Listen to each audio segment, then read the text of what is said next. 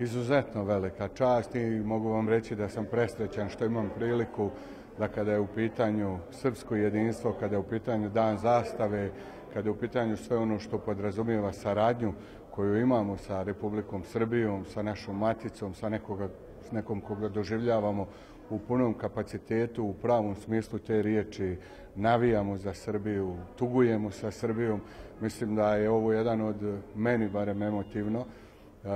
najznačajnijih dana u životu, što ću moći da se obratim ovdje u Republici Srbiji, njihovim zvaničnicima, da prenesem dio emocija iz Republike Srpske, a isto tako da ukažem na značaj i naše zastave i srpskog jedinstva, zastave pod kojom su i za kojom su hodale hiljade, da ne kažem milione heroja koji su kroz istoriju nam obezbijedili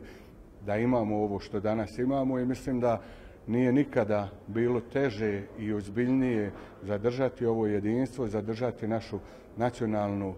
identifikaciju. I danas sam govorio i u Republici Srpskoj, mislim da je to bitno i za Srbiju. Ne smijemo nikada poistovjetiti otadžbinu i državu.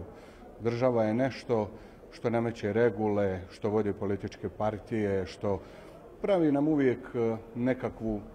nekakav limit u životu i čini dekomoditet. Međutim, otadžbina je zastava, otadžbina je vjera, otadžbina je tradicija, otadžbina su grobovi naših predaka i mislim da onog momenta kada budemo svi jasno u glavi razdvojili te dvije stvari, kada budemo imali otadžbinu kao nešto čemu se klanjamo i za što radimo, da ćemo uvijek naći mjesta u okviru države i u okviru onoga što se zove pozitivna zakonska prava, da jednostavno i to poštujemo i da ne budemo protiv toga. U ovom momentu globalizacije, u ovom momentu ovakvih napada na Republiku Srpsku, očekujemo od Srbije pomoć u svakom smislu te riječi, ne zato što se ne možemo sami odbraniti, nego zato što smo zajedno jači.